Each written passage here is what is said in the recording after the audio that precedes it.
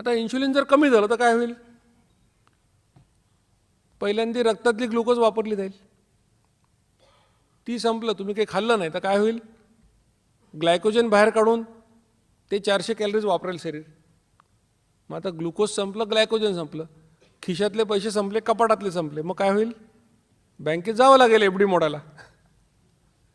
FD काय कोणी सहजासहजी मोडत नाही, सगळे पैसे संपल्याशिवाय काय एफडी मोडत नाही. तसं जेव्हा ग्लुकोज संपलं, ग्लायकोजन संपलं, तेव्हा मग शरीर काय करेल? जिथे कुठे चरबी आहे ती काढून जाळण्याचा कार्यक्रम सुरू होतो. म्हणजे या जगामध्ये ज्याला कोणाला वजन कमी करायचं आहे, ज्याला कोणाला चरबी कमी करायची आहे, त्याच्या पुढे एकच मार्ग आहे फक्त. तो मार्ग आहे इन्शुलिनची लेवल कमी करणे, दुसरा कुठलाही मार्ग नाही. मग जर इन्शुलिनची लेवल कमी करायची असेल तर काय करणार? उद्यापासून कमी खाणार का कमी वेळा खाणार? कमी वेळा खाणार, कारण कमी खाऊन उपयोग नाही. एक पोळी खाल्ली तरी एक माप, 2 पोळ्या खाल्ल्या तरी एकच माप. कमी वेळा खाणं हा त्याच्यावर मार्ग आहे. आता तिसरा गृहपाठ तुम्हाला, तुम्ही इन्शुलिन किती वेळा तयार करता बघा.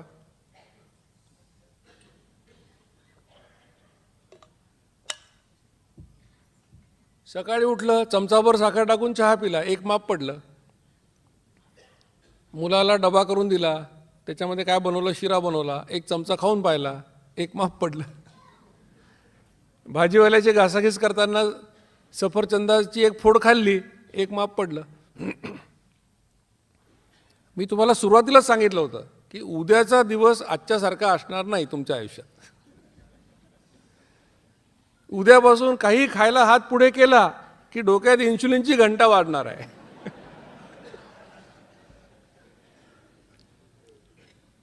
पण तुमच्यात बदल कसा होईल बघा, तुमची जाणीव खाण्याविषयीचा कॉन्शियसनेस कसा वाढेल बघा. तुम्हाला कोणी प्रसाद आणून दिला सिद्धिविनायकचा, तुम्ही काय कराल? तो पेढा हातात ठेवणार आणि विचार कराल की एवढ्या पेढ्यासाठी एक माप इन्शुलिन पाडणं आवश्यक आहे का? मग काय करतो? जेवताना खातो, वाटीत काढून ठेवू, जेवताना खाऊ. तर बघा किती वेळ इन्शुलिन तयार करता. आपल्याला कमीत कमी वेळा तयार करायचं आहे, लक्षात ठेवा. मग आता साधा सोपा उपाय ज्यासाठी तुम्ही लोक आले इथे. कडक भूक लागण्याच्या 2 वेळा ओळखा, 2 वेळा जेवा. 2 वेळा का सांगितलंय? एकदा का नाही? काही लोक एकदा जेवतात, हरकत नाही, पण एकदा जेवणं सगळ्यांना शक्य नाही. म्हणजे जितकं कमी वेळा जेवाल तेवढं चांगलंच आहे. पण सामान्यपणे तुम्हाला दिवसात 2दा कडक भूक लागते, म्हणून 2 वेळा जेवायचं. कडक भुकेच्या वेळा ज्यांना कळल्या नाहीत असे पुष्कळ लोक असतील, त्यांनी काय करायचं? 2 पॅटर्न जगात आहे, सकाळी 9, संध्याकाळी 6, दुपारी 12:30 1, रात्री 8:30 9, कुठल्या तरी पॅटर्ननी चालू करून द्या. 7-8 दिवसात तुम्हाला ट्रायल अँड एररनी कळेल की आपली वेळ 9 नाही, 10 आहे, 10:30 आहे, काय असेल ते. एकदा त्या तुमच्या वेळा ठरल्या की त्याच वेळेला जेवा. नाही तर आज 12ला जेवलं, उद्या 4ला जेवलं, परवा 8ला, असं करू नका. नाही तर काय आहे? स्टार्वेशन सिग्नल, पुन्हा पोट बाहेर. ठराविक वेळेला जेवायचं आपल्या. नवरा बायकोचं एकमेकावर किती प्रेम असेल तरी हरकत नाही, पण जेवायच्या वेळा वेगळ्या असू शकतात, लक्षात ठेवा. याच्यासाठी त्याच्यासाठी थांबत बसू नका, आपल्या वेळेला जेवायचं. 55 मिनिटात जेवण संपवा. 55 मिनिटं जेवा असं सांगितलेलं नाही. पुष्कळ लोकांचा गैरसमज होतो, कारण लोक ते हवं ते ऐकतात बरोबर. आणि सुरुवातीला लोकांना लागतात 55 मिनिटं. काय करतात? सगळे जे पदार्थ खायचे आहेत ना ते सगळे गोळा करून ठेवतात.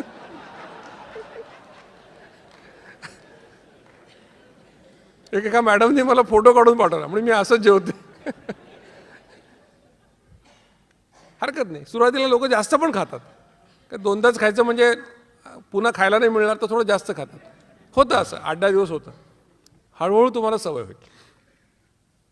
55 मिनिटाच्या आत संपवायचं. का? कारण इन्शुलिन एकदाच तयार करायचं. 55च्या पुढे गेलात तर परत तयार होणार, म्हणून 55 मिनिटाच्या आत संपवायचं. 2 जेवणांच्या मध्ये काही खाऊ नका. इतना सन्नाटा क्यों है भाई? लोक म्हणतात सर तुमच्या व्याख्यानातलं सगळ्यात क्रूर वाक्य कुठलं असेल तर हे म्हणतात. हे कसं जमावं आम्हाला?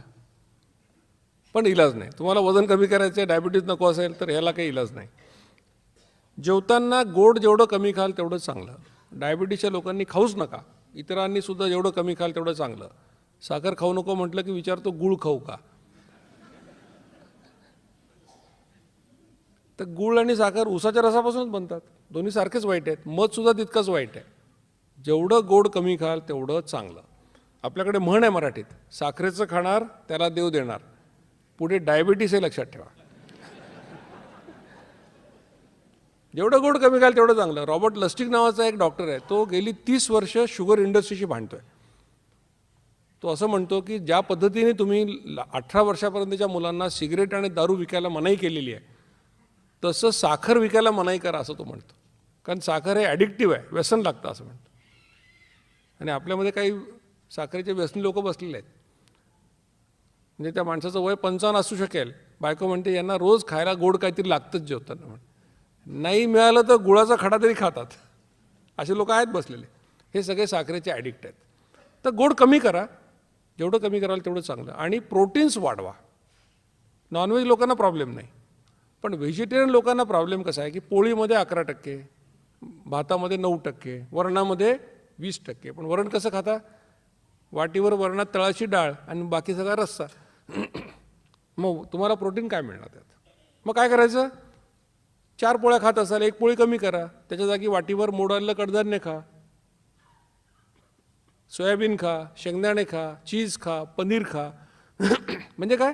कार्बोहायड्रेट कमी करा थोडे आणि प्रोटीन थोडे वाढवा. असं म्हटलं की लगेच उद्यापासून पोळी बंद करतो म्हणतो. आयुष्यभर पोळी खाल्ली, आता कसं बंद करणार आहे? जे काही करायचं ते आयुष्यभर करता येईल असं करायचं. कारण हे काही डाएट प्लॅन नाही आहे, ही लाईफस्टाईल आहे. लक्षात ठेवा, हे आयुष्यभर करायची गोष्ट आहे. म्हणून जे झेपेल आयुष्यभर करायला तेच करायचं, जगावेगळं करायला जायचं नाही. एखादी पोळी कमी करणं शक्य आहे, त्याच्या जागी फक्त मोडलेलं कडधान्य, घट्ट वरण असं खा. चला, खूप लोकांना आनंद झालेला आहे. आणि जास्त आनंदून जायच्या आधी लाल अक्षरात काय लिहिलं ते वाचा.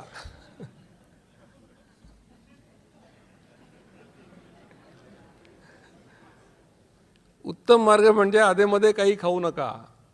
आपलं ध्येय काय असायला पाहिजे? 2दा जेवणे, मध्ये पाणी पिणे, हे ध्येय असायला पाहिजे. आणि हे तुम्ही गाठाल. याला 15-20 दिवस लागतात, पण त्याच्यापेक्षा जास्त लागणार नाही. पाणी चालेल, घरी बनवलेलं पातळ ताक चालेल. 2 चमचे दह्यात ग्लासभर ताक बनवा. विकतचं ताक नको. ग्रीन टी, ब्लॅक टी तुम्ही पित असाल, आवडत असेल तर घ्या.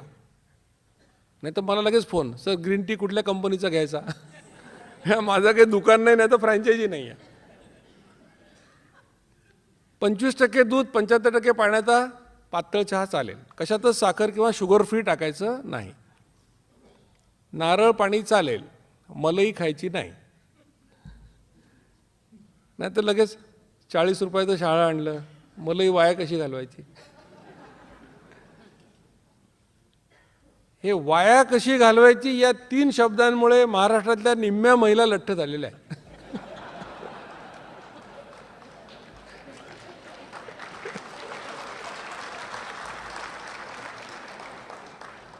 आणि ज्यांच्या घरामध्ये 1-2 वर्षाची मुलं आहेत त्यात 90% महिला लठ्ठ झाल्या आहेत.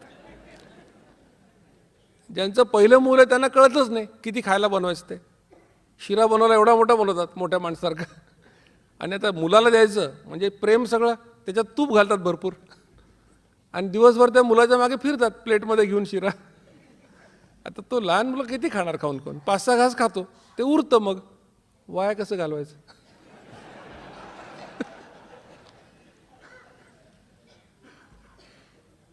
लक्षात घ्या की तुम्ही घरातल्या डस्टबिनची काळजी करता आहात, पण स्वतःचं डस्टबिन करून घेता आहात.